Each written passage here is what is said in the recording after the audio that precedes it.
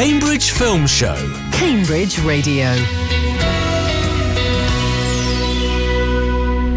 Good afternoon, you're listening to Cambridge Radio and we are the Cambridge Film Show. Today you're joined by me, Nick Kitchen, who's covering just for Mark Walsh, who's on his way but slightly delayed in traffic. But I am joined in the studio with Stewart looking directly at me. Morning, Stewart. Afternoon. Morning. Afternoon. Afternoon, we don't quite know what time of day it is, 12:02. Anyway, welcome. We've got a clutch of films for you today. We're going to be discussing Mother's Pride, billed as the feel-good film of the year about brewing real ale. We've got Pixar's new offering with Hoppers, which has been receiving rave reviews, so we're looking forward to hearing what Stuart and Mark has to say on that one.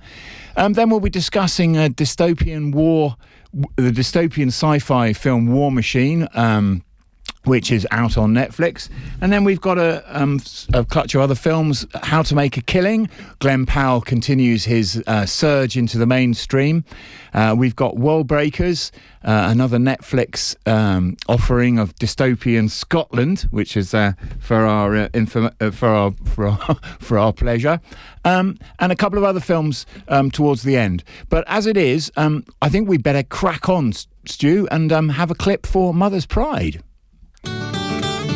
You don't drink it with your eyes, mate. Nothing robust about that. If you want cocktails, I suggest you go over the road with the rest of the prawn sandwich brigade. I wonder what he's doing back. Probably to bail his father out of the mess he's in. Hello, Dad. This place is a madhouse. You coming? Probably best I stay here. Well, you scared she's going to punch you too? Where'd everyone go? The pub was always the life and soul of the village. I may have been through the change, but I'd still get him on. No, we've got 14 days to find 10 grand, or they're going to start repossession proceedings. We could do with Cal's financial help. I'm broke, Jake. Blew the lot. On what? What do you think? On the high life and hookers. What's a hooker? So there we have Mother's Pride, a feel-good British film set in Somerset, rural pub in Somerset. I've seen this one, so I think I'll just crack on and say that it's from the directors and producers that gave us Fisherman Friends, which was, I believe, one of the most successful British films of all time, ultimately. They have described this as a love letter to family, community, real ale, and Britain's forgotten rural traditions. And I think that describes the film very well, to be perfectly honest with you. It is by the numbers. They do play this exactly as you would expect. There's the love interest. There's the baddie over the road with the sort of corporate pub. There's the pressures of finance and all the usual things that you would expect in a feel-good film where they have to overcome and success blooms their way. But this does actually, I will say, have a sort of a more serious undertone to it. Apparently 11,000 pubs have closed between 2012 and 2021. And I think especially post-COVID, the film tries, and I think successfully, to discuss rural isolation and what community means and what the pub means to the community. And they do that really with a sort of a beautiful backdrop of Somerset, a genuinely funny script. They throw in some sort of... they have a neurodiverse daughter who's ADHD, and the father, who's James Buckley, he is thought to be the same as well. So they throw in this kind of... the modern kind of twist on we're all slightly neurodiverse and on the spectrum somewhere, which was amusing, and I thought kept it quite fresh and up to date. But they... as a film itself, it like a good pub, it doesn't outstay its welcome. It's 94 minutes long, and it does exactly what it says on the tin. Essentially, the plot is Martin Clune's character, the dad, is running a pub that's failing, and to save it, they decide to brew their own beer and enter this competition to win some money. And I don't think it's giving too much away to say that it's about the journey, not the destination, and I think they take us on that journey very well. To be perfectly honest with you, they described it as the feel-good film of the year, And it just may well be, Stuart. I don't know. I would recommend you go and see it. I mean, I've seen this film. It's very, very good. Like I say, it's very short and sweet. It's only 90 minutes, and it's like, as we often say on the show, we do like a short film because sometimes a film is capable of overstaying its welcome. But in this case, no, it's a short, sweet, twee little film. It's got sort of parallels to a Hallmark film, sort of with roles reversed. Yeah. So John O'Davies, who plays the lead Cal, he's returning as a sort of a semi-failed pop star musician to come and sort of restart his life back in the family home, which happens to be this country pub. And he sort of finds his life again back away from the big city and makes a new start for himself, and maybe he doesn't find some love interest on the way.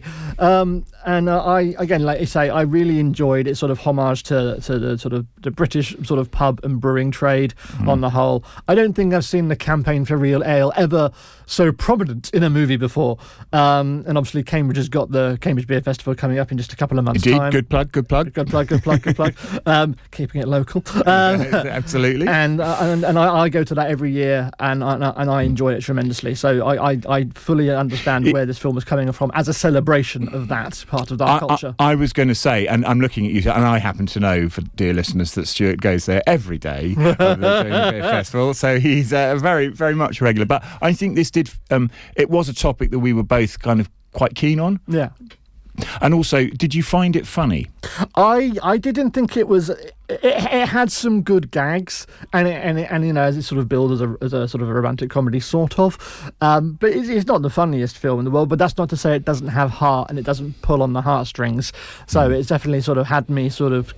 There were moments when I was sort of feeling sort of nostalgia for when I used to do bar work. Not in quite such a rural location, but I had some feelings and memories come back to me there. What I did particularly enjoy about it, though, is the casting. The cast has got some familiar and unfamiliar faces in there. So obviously Martin Clunes plays Mick, and this is a sort of a resurgence for Martin Clunes on the big screen since the early 2000s, because obviously he's been in Wuthering Heights this year as well. I haven't seen that one, but as per our review of that, he was mentioned in that as playing the dad, wasn't it, of Margot Robbie's character. Yeah, he's a busy man. Yeah, and he does a good job in this movie as well of also sort of playing a father figure as well. So hopefully he's not been typecast into token dad, but it would be good to see some more of him on the screens. And I would say, just as the last thing, I thought Mark Addy was particularly amusing in the film, and I think he gets some of the best laughs. However, I'm just going to tell our listeners that we have now been joined by Mark, struggled through the traffic. Good evening, yes. I would like to apologise for my late arrival when due to be hosting the show today. On leaving my driveway, my car broke down. So thank you to the local taxi services for getting me here at all. Good local plug.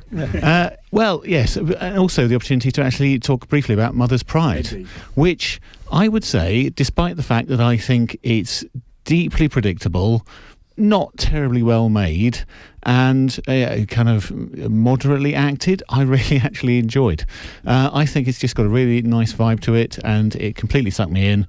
There were a couple of moments where I nearly had a little cry because I'm a big softie, and I was cheering at the end. And I think it plays so well into both those stereotypes of the classic kind of British underdog film. We think of the likes of the Full Monty, hence Mark Addy probably popping up at the back as well. But also it has all those beats of a sports film, because they're trying to brew this champion beer, and they have the gradual setbacks and the triumph over adversity, and it delivers everything that you'd want a sports film to do in that way as well. So in that sense, I think this champion brew has to be marked down as a reasonable success. I think that was our general view as well. Exactly. By the numbers, but good fun. Exactly. Good to see Mark Addy, you say as well. I mean, I just went and saw him do a sort of 25th anniversary screening of A Knight's Tale. So it's good seeing sort of that end of his career and the modern day Mark Addy sort of bookending his time in. Was it Game of Thrones? Was it he was in? He was played. Yes, the original king, wasn't he? Before, exactly. Yeah. One of many people to lose their heads in Game of Thrones. And I did find myself scratching my head for a long time about where I'd seen the actor who played Pritchard before, Luke Treadway. He was the lead in A Street Cat Called Bob, which I haven't seen him in anything for a while, so that was nice to see him as well. My only disappointment for him was that he didn't actually have a physical moustache to twirl. He is such the cheesy villain. He couldn't be worse in any particular situation. But again, that's what the film needs. It's what drives things forward. And the typical reactions. I don't think it's spoiling too much to say that at one point, everyone realises he's a bit of a wrong 'un, and without fail, every single person migrates from his pub down to the Drovers Arms, where Martin Clunes and James Buckley are. Of course, would never happen in real life. There'd be a gradual drifting of trade, but this is what happens in films like this, and it's probably all the better for it. Yeah, no, I agree. I think there's a bit of a thumbs up from us then, Mark. So it's showing, I believe, at the Light only. And the Everyman as well, I believe. And the Everyman, okay. So we recommend you go check it out. So, Mark, I think we were going to talk hoppers next. Have we got a trailer, Stu? The traditional methods to understand animals just weren't working. But we've done it, Mabel. I bumbled my way through. We created a revolutionary technology that gives us unprecedented access to the animal world. We call it hoppers. Huh? We put this into this. Yes, this into this. Mabel, be careful!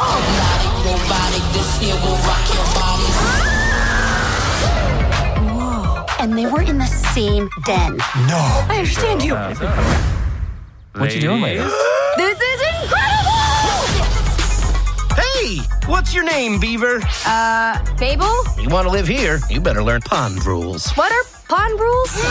Oh, I am clearing the rest of the day. Let's hear it for Mabel, everyone!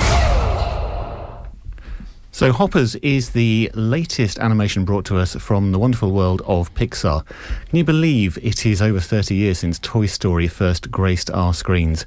And Pixar have made a name for themselves not only in delivering original entertainment, but also sequels as well. So later this year we will get Toy Story 5 for better or worse.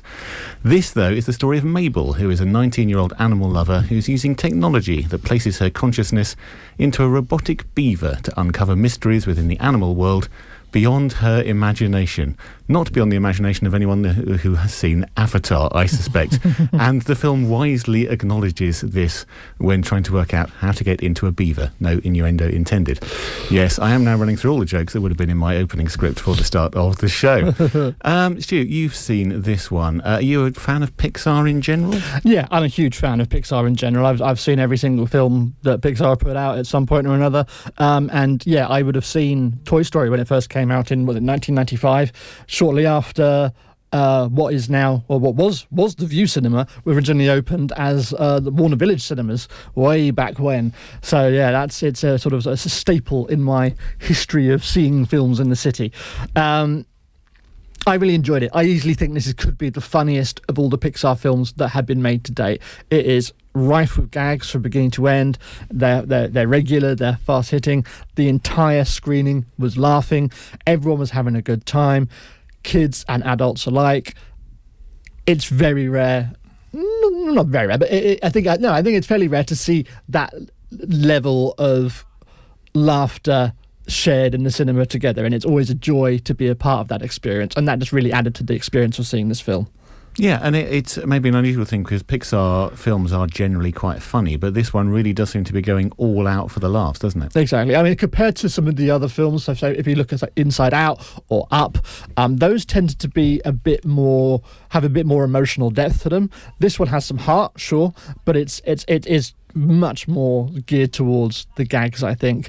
And I think possibly because of the Wild Robot really sort of tackled the whole emotional depth of the technology interfering with local ecology, and that did it so well last year. Not saying that was a direct reasoning for where Pixar decided to go with this film, but it made for a refreshing contrast, because when I went to see this, or rather when I saw the trailer, I thought, a Pixar just trying to rip off the Wild Robot, and I'm pleased to say that is not the case. It is its own animal, no pun intended. No pun taken.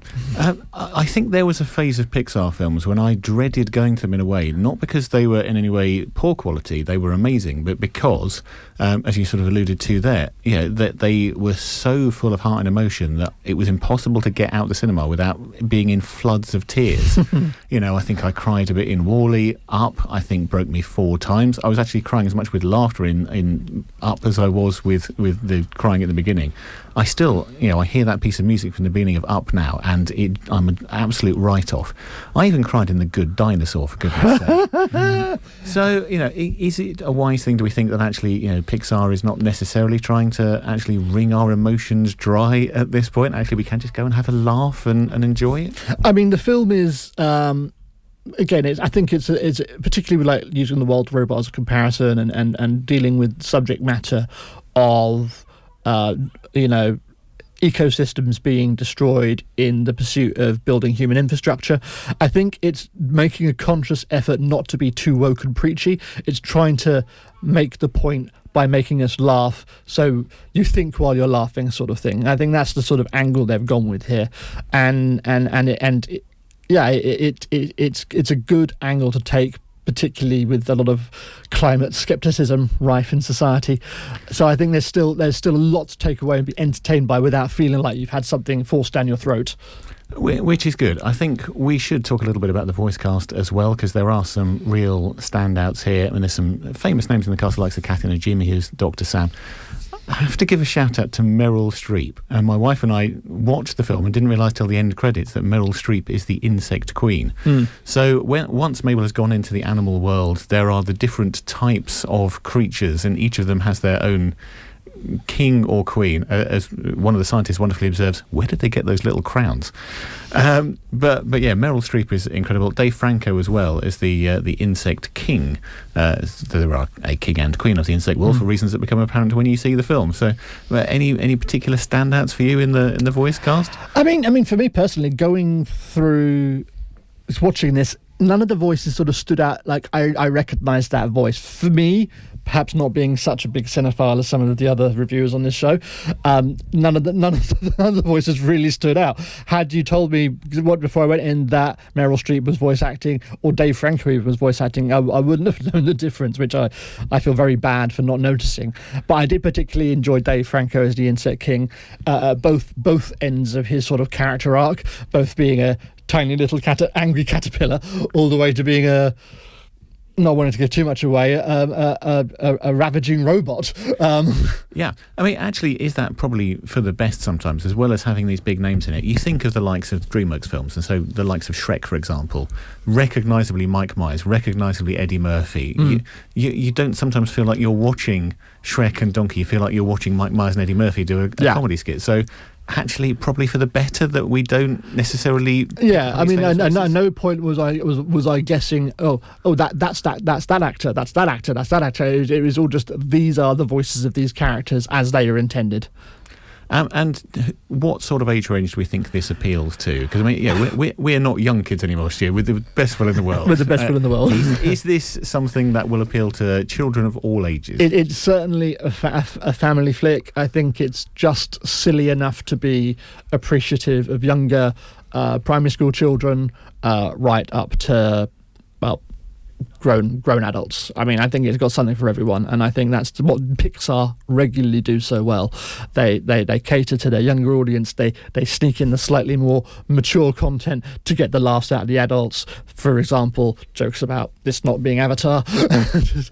Exactly that. It's great. I think it's a strong recommendation from us both. I had a hugely great time with it, and also from my point of view, it took my wife along to see it. My wife doesn't come to many films these days, so I'm even more conscious these days of not taking her to something she won't enjoy. I got a big thumbs up at the end. So yes, strong recommendation from Stu, myself, and my missus. Hoppers is rated U, so it is genuinely for the whole family, and it is showing at the Everyman and Light cinemas. Do hop along while you get a chance. Oh, very good. We should move on now to the first of our streaming releases for this week, and this, somewhat confusingly, is not the Marvel property. Rangers are the spearhead of the United States Army. Do you understand me? Yes, sir, Sergeant! Hey, slow down, Superman. Making the rest of us look bad. You can expect your emotional, physical, and mental strength to be pushed to the limit. Keep your eyes open. This company's going haywire. What the hell is that?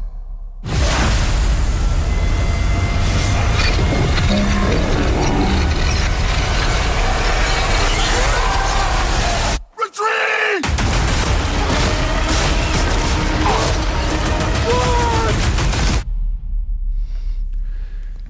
Yes, this is not the War Machine that you may be familiar with if you've watched any of the Marvel Cinematic Universe, played by Don Cheadle. Don Cheadle, yeah, thank you for stepping in when I was going to completely forget there. This is Alan Richardson, who is playing 81. He is a US Rangers potential recruit. It is following the final recruits of a grueling special ops boot camp.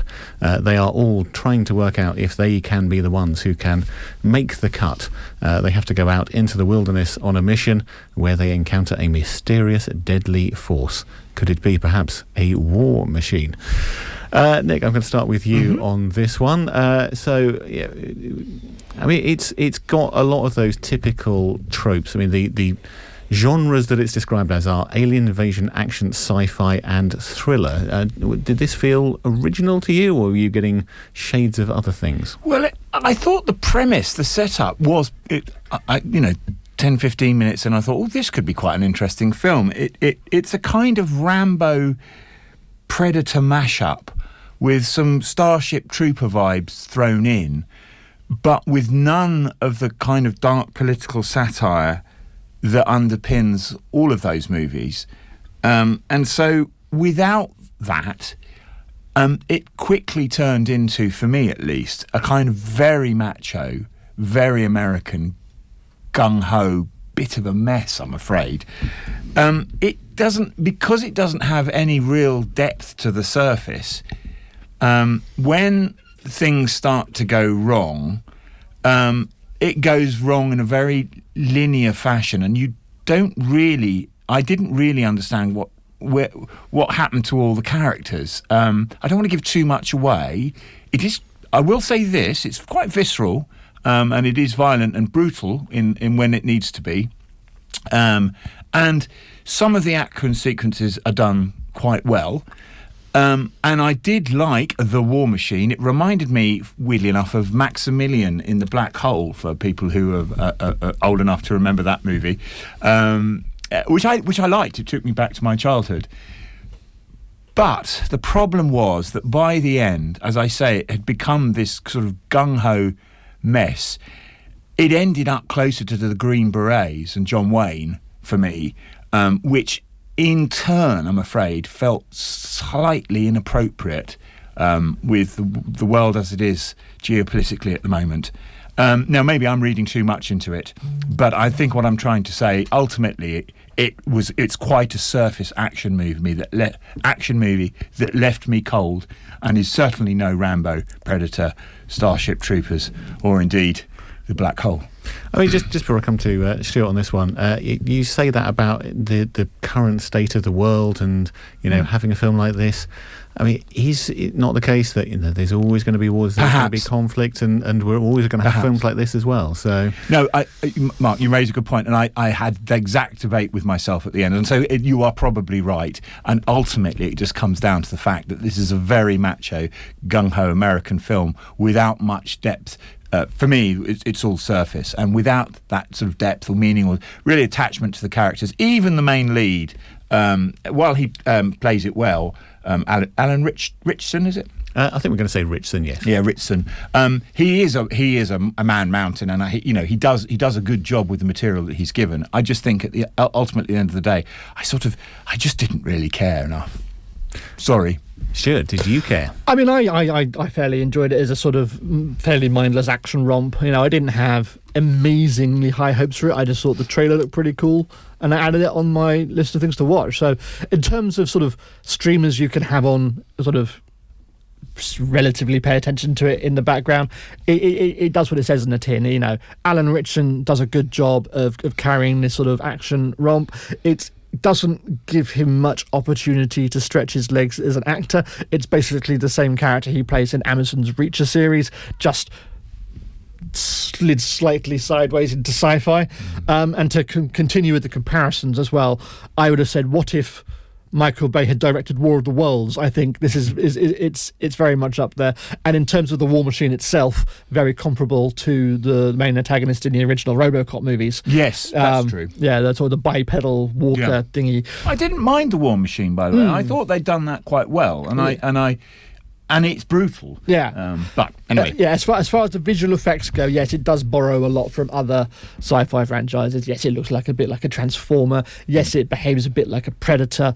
Yes, it looks like I said before, from the RoboCop 2 from those movies. But like I say, it's another streamer action romp. It does what it does fairly well. It does sort of run the risk of typecasting Alan Ritchson. It does look sort of grainy and gritty and slightly muted colour palette, as a Snyder movie would do, which is a bit old in my opinion.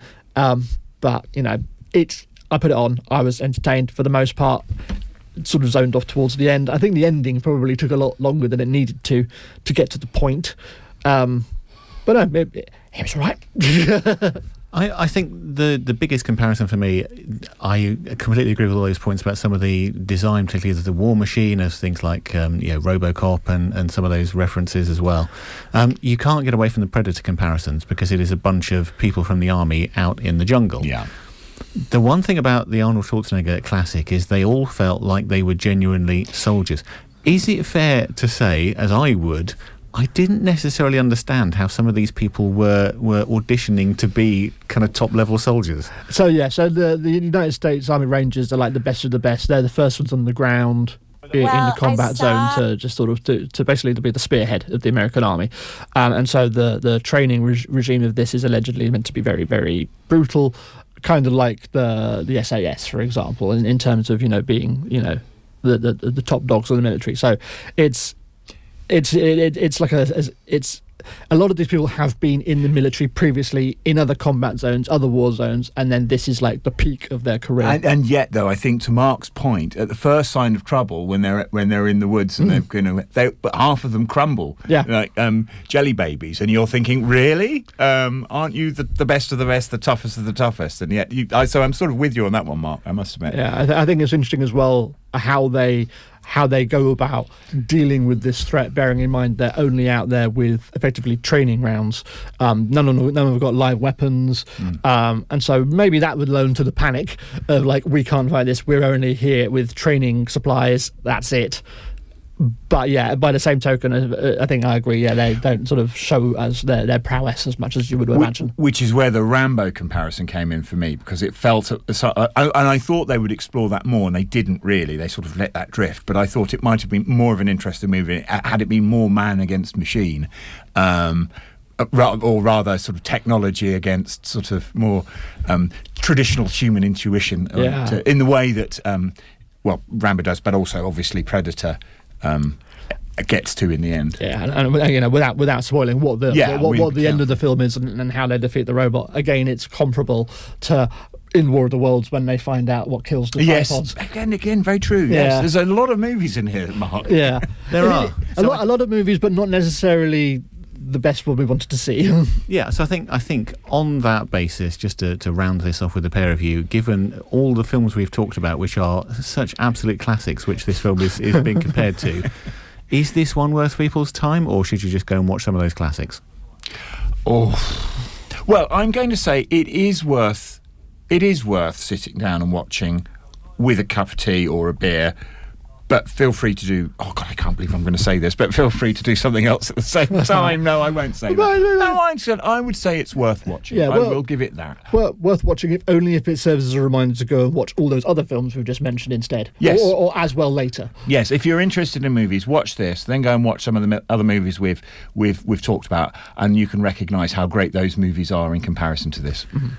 So, War Machine is rated 15. It is currently streaming on Netflix, and do pay attention to the you should also watch, which is undoubtedly going to come up at the end.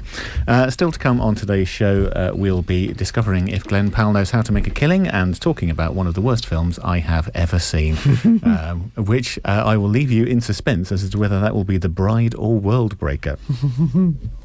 Cambridge Radio.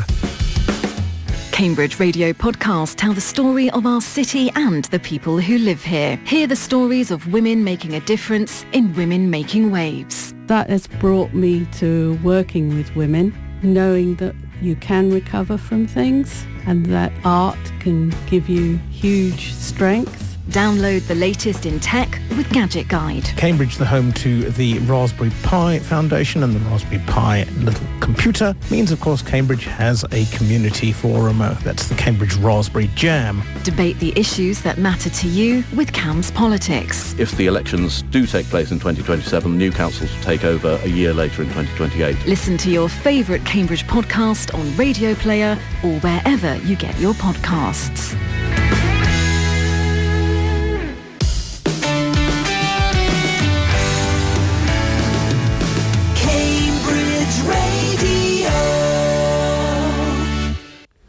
You're listening to Cambridge Radio, and this is the Cambridge Film Show. I am Mark, and I've got Stu and Nick still with me. We are talking all of the latest releases in both cinemas and streaming, and the latest film to get into cinemas this week is a remake of an Ealing comedy classic.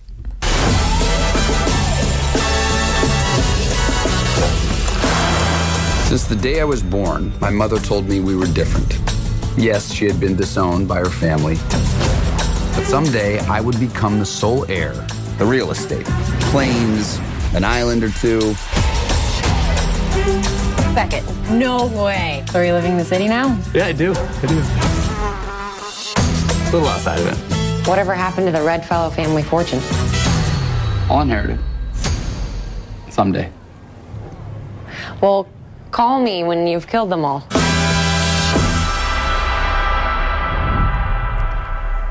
Yes, I think one of the rules of modern cinema is that inevitably everything will become remade, and the remake we're settling on today is one of the 1949 Ealing classic Kind Hearts and Coronets.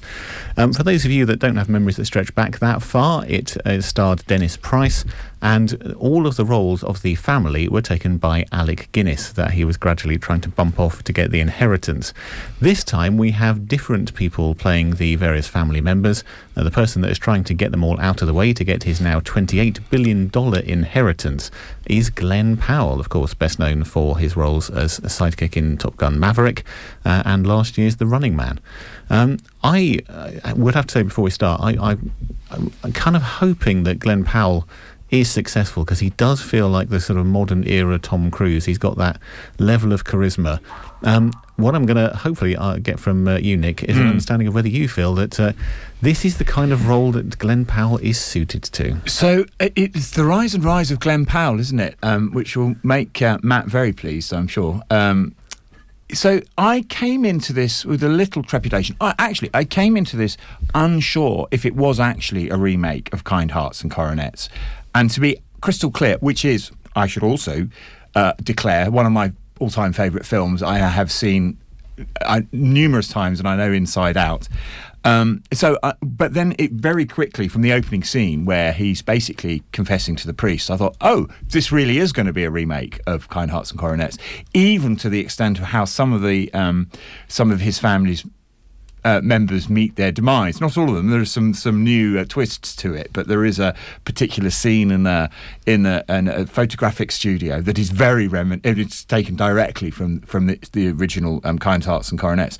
So the first sort of half an hour, I was thinking, I wonder if I wasn't not enjoying it, but I was thinking, I don't know, but they're tinkering with one of my favourite films of all time here. And then I realised how much I was enjoying myself and how great a job Glenn Powell was doing. Margaret Qualley was channeling Joan Greenwood's character, I thought, very well, in a very modern twist, a more turn on events. And then how his life begins to unfold through the kind of his uncle, through meeting finding true love for himself, and then his life sort of coming together. And they did that very well. I thought they updated it into a modern setting. He's clearly very successful and he's doing very well. And yet he continues on this journey, this murderous journey, to fulfill his destiny, as it were. I don't want to give too much away, but he in order to inherit a fortune, he has to kill off 7 members of his family. That's set out at the very start of the film, and he can't get off that journey. And then by the end, when they get to the point where he concludes his destiny, the twist at the end I thought was very well done, because it changed the the ending of the original. It updated it into a modern setting. With a wonderful line about wind, which I don't want to give anything away, but the credits rolled and I thought, yeah, cripes, they've done a really good job with this. I thoroughly enjoyed myself, and I wasn't expecting to. So it's a big thumbs up from me, and Glenn Powell's fantastic in it. I mean, particularly with Glenn Powell, having someone like that who is at the centre of the film, there isn't this thing which Kind Hearts and Coronets had of Alec Guinness popping up in all of these different roles. Yes, that's true. I mean, how much of an impression do the family members make? We've got Topher Grace, for example, as the sort of rock star Christian evangelist, who's already a little bit suspicious. Ed Harris popping up as the patriarchal grandfather of the group. Could it have benefited the film if some of those were a little bit stronger characters, do you think? So it's interesting, isn't it? Because they flipped it on its head.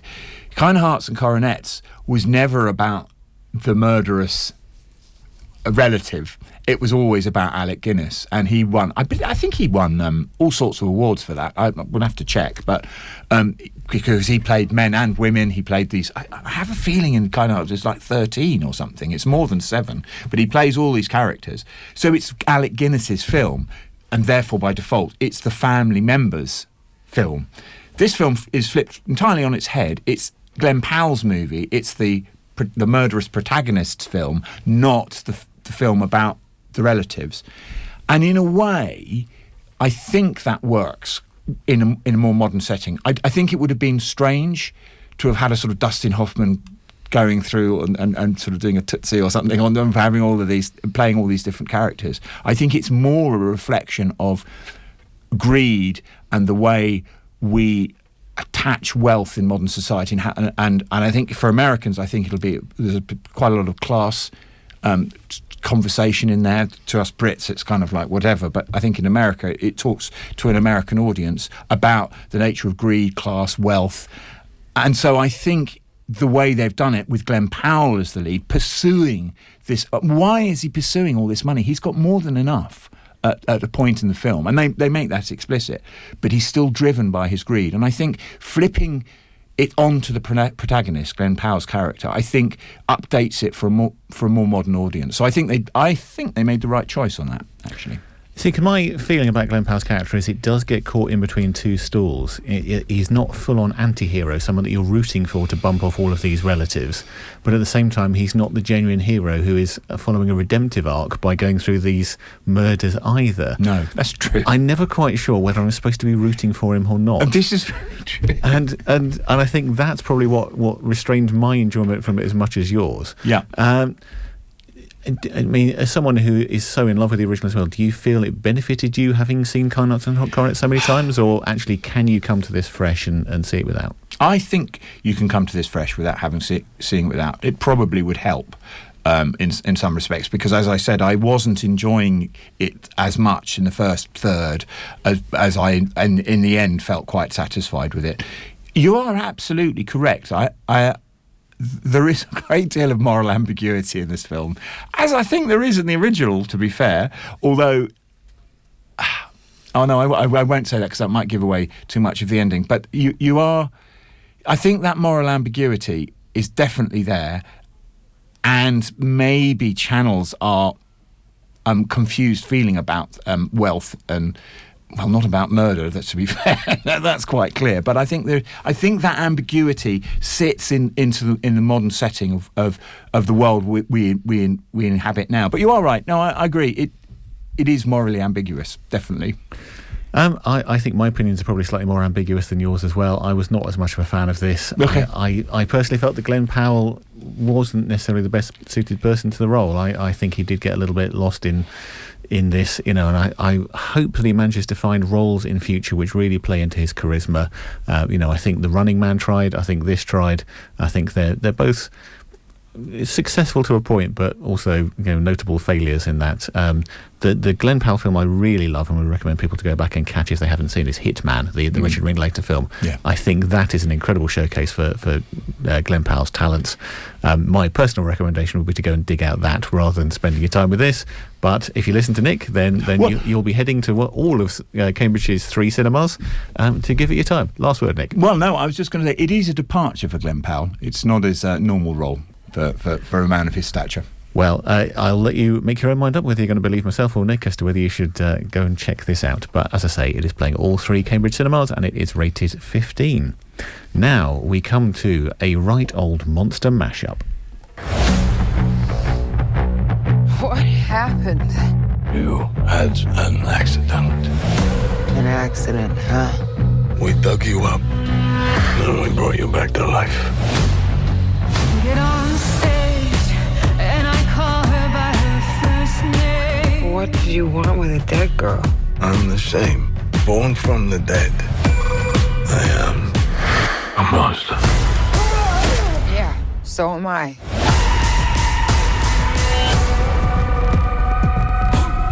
This world is a black hole. The corrupt are going to see life is here and it's coming to you from the monsters. Yes. Yes! So this is a sort of remake of the James Whale classic from the 30s, The Bride of Frankenstein, a sort of sequel to Mary Shelley's Frankenstein, a sort of sequel to lots of other Frankenstein films. And there's so much going on with this. I thought it would be useful before we go any further. I've actually got a clip of Maggie Gyllenhaal at the film's red carpet premiere talking about how she actually came up with the idea for the film. Well, I saw a guy at a party with the Bride of Frankenstein tattooed on his entire forearm.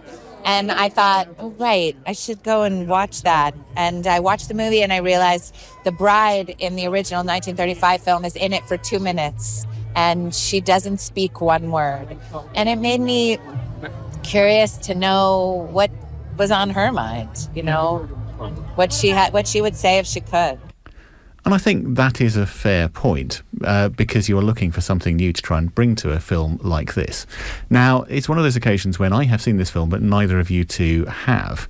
So I'm curious about that because, of course, what a film has got to do, and there's been lots reported about the fact this cost a huge amount of money and had a $65 million marketing budget and took very little in the first weekend.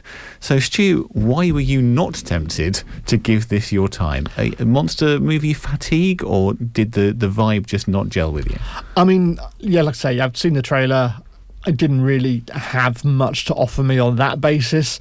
It did look like, and I've not seen Bride of Frankenstein either, just to be clear. So I didn't have any sort of any preclusions about what this might be, but it did just look like they were making a sort of a weird Frankenstein meets Bonnie and Clyde film, which for me didn't really. It didn't interest me. On the face of it, sure, an interesting concept, but not something that was going to draw me into a cinema and take up my time to go and see it. I think that's completely fair. Nick, you were also not tempted to this one. Any insight as to why you gave this a pass? No, I mean, I might go and see it, but it didn't initially draw to me. I watched the film The Voyage of the Dementor the other day, which is basically what happened to the crew of the Dementor in Dracula's Bram Stoker's Dracula book. That there's one chapter where when Dracula's on the boat and he gets to Britain and it crashes on the rocks, and what that film does is basically reimagine as kind of Alien style what happened to the crew. And it's an okay film. It's a bit long, but it's quite good fun when it gets going. And I think that's my problem with things like The Bride, is when they take these smaller characters and then try to build a whole world around them. Not having seen the film, but the problem with the Voyage of the Dementor film, and I would worry would be the same with The Bride, is basically they try and stretch an idea, a good concept, too far, and it ends up being 2 hours where you think, well, okay, you could have done that easily in 90 minutes, and frankly, we could have done it in half an hour. It sounds like exactly the same sort of problems that the Joker 2 fell into, trying to take a well-known character which has already been taken far away from what we understand as being the Joker, and then adding Harley Quinn, but not the Harley Quinn we know either, and then taking it in a direction no one really wants or needs. Yeah, and I think you've both hinted at things that this film has put into its mix or is trying to achieve, and it is very much that mashup of a Frankenstein movie and Bonnie and Clyde. It is trying to be that road movie, crime movie, as well as being a story about these people on the fringes of society. It's also trying to be a story about the lack of feminine voice and feminine empowerment. Maggie Gyllenhaal's voice that we heard there earlier saying that the bride only speaks for 2 minutes in the 1930s original. She wanted to hear what the bride's got to say. The problem comes in almost the moment the film starts, because we are introduced to Jessie Buckley, who is not only playing the bride, she is playing Mary Shelley. So she appears on screen in black and white, describing the fact that she is the ghost of Mary Shelley, or some kind of disembodiment. This is after Mary Shelley's life, and she is trapped, and she is still trying to tell the full story, which she never got a chance to tell when she was alive, of the bride. And so she's trying to find a way to finish this story. Except Mary Shelley has been cast as some kind of weird British drunk.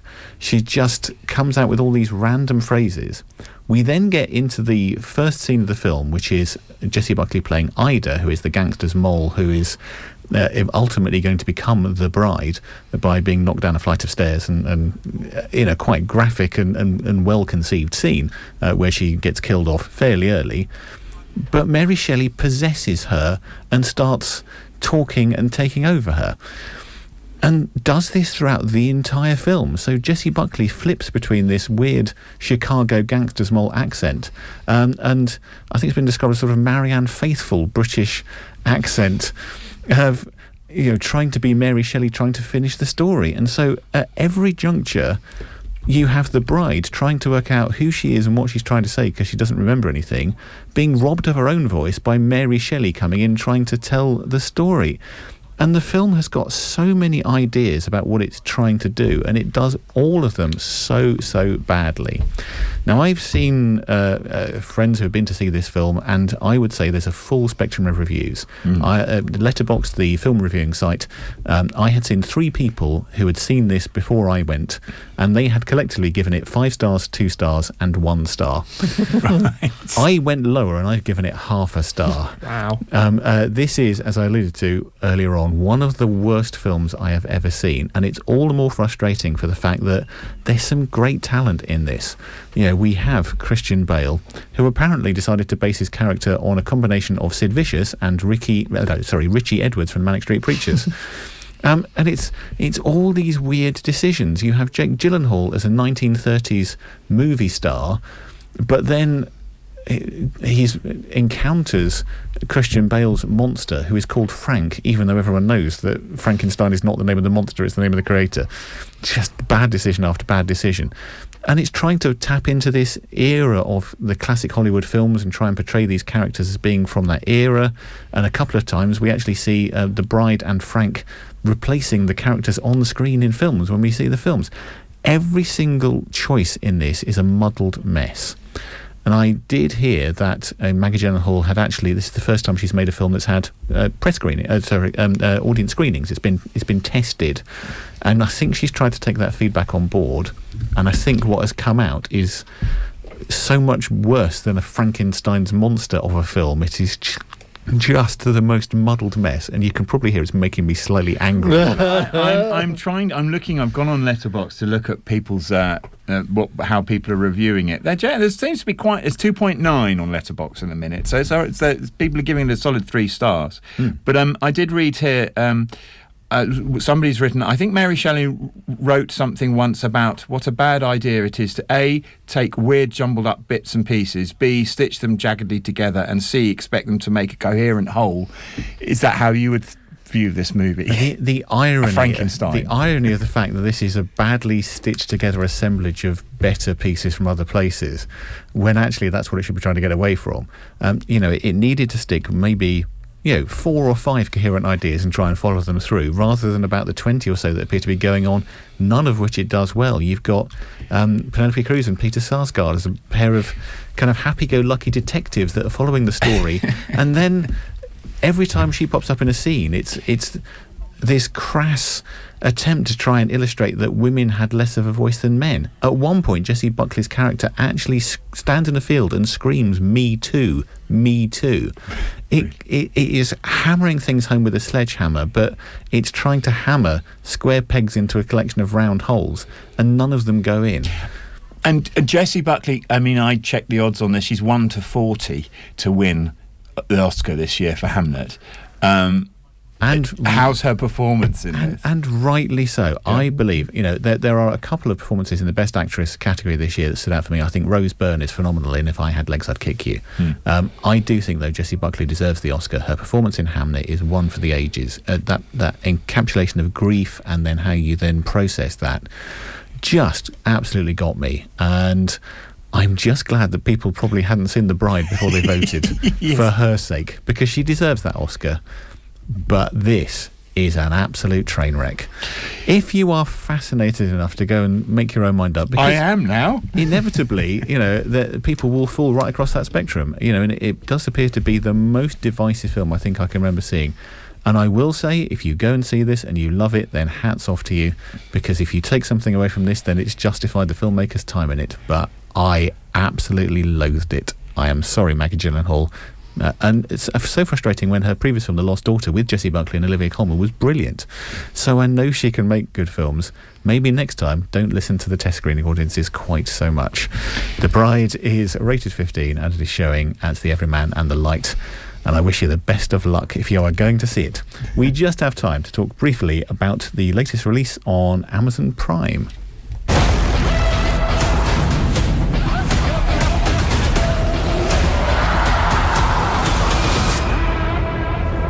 This world has been broken many times.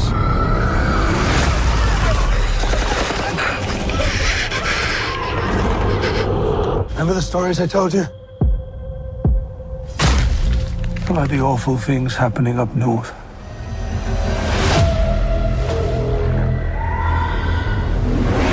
Entire towns ravaged by an enemy we did not yet understand. We can't hold the line anymore. Mum, where are we going? Dad, where? Someplace safe. Come on. We're gonna make it through this.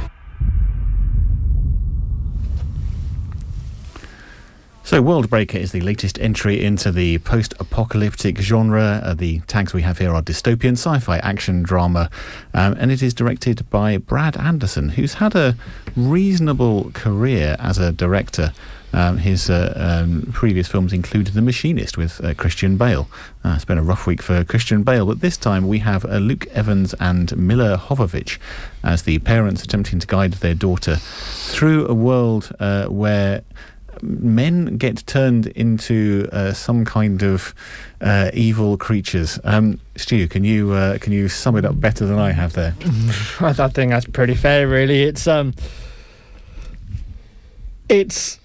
not really clear what this film is supposed to be at all, really. Yes, it's set in a sort of a dystopian future whereby the world seems to have cracked open and all these nasty creepy crawlies have come out. The creepy crawlies themselves will then go on to attack people, usually men, because men are more susceptible to whatever contagion they carry, and they themselves will turn into hybrids of these weird critters that crawl out of the ground, the world breakers. And it is such a muted, dull, put together film. It doesn't really know what it's supposed to be. All the performances are very sort of stale and very much like they're reading blankly from an auto cue. It did very little from early on to make me feel emotionally invested in the characters. It did very little for me to care what was going on the screen, and the use of these creatures, considering how it's sort of billed and how the trailer's edited, it implies there's going to be some action, and it's not. There's just a lot of boring talking about this threat outside the room, and you never really see it. And when you do see it, it is brief and underwhelming. Mila Jovovich is in. Yeah, she's billed heavily on the posters for this. She's barely in it either. It's like it's a real disappointment in that regard, because Mila Jovovich has such a presence on the screen when she's allowed to be in it, and she leads all the films for the Resident Evil films, Fifth Element, everything in between. I mean, granted, she's sort of been typecast into action woman. I think we were talking in our WhatsApp group chat about her. Someone quoted her kill count on screen versus the likes of Samuel L. Jackson and others. And she's still top of the bill, was it? I think she was. Yeah, and she has very little to do in this film whatsoever, which is a real disappointment. Luke Evans' performance is muted as well. I mean, it's like he could have done so much more, but he's just sort of played as a sort of a weak cripple. He had been a soldier and a fighter previously, and he is now the miscellaneous father. And the fact that the characters are billed no further than mum and dad, it's like, it tells you nothing, and it makes you care even less about them. And I'm sorry, but I cannot recommend this film. It hasn't even got any of the interesting discussion points of The Bride. It's just, why did they make this film? Just to go back to it, Mila Jovovich's kill count is 1,299, opposed to Arnie's, who's only got a measly 842. Yeah. So she's clearly... Yeah, and her presence in this film, I very much doubt she adds anything to that at all from what I remember of this film. He's right, she's hardly in it. I can give you about 10 seconds, Nick, to tell me whether you've got any difference of opinion to Stu on... no, I don't. Unfortunately, it's rather boring and dull. And I think that's going to be all three of us agreeing on that. So we are suggesting you give Worldbreaker a wide berth. If you don't listen to us, then it can be found on Amazon Prime and is about a 15. That's all we've got time for today. Do join the team in a couple of weeks' time, because they will be seeing if Ryan Gosling is given a Hail Mary pass in Project Hail Mary, catching up with They Will Kill You, and also exploring the magic faraway tree. I think our recommendations this week are probably Hoppers and How to Make a Killing. Whatever you go and see, enjoy it, and we'll be back with you in a couple of weeks' time.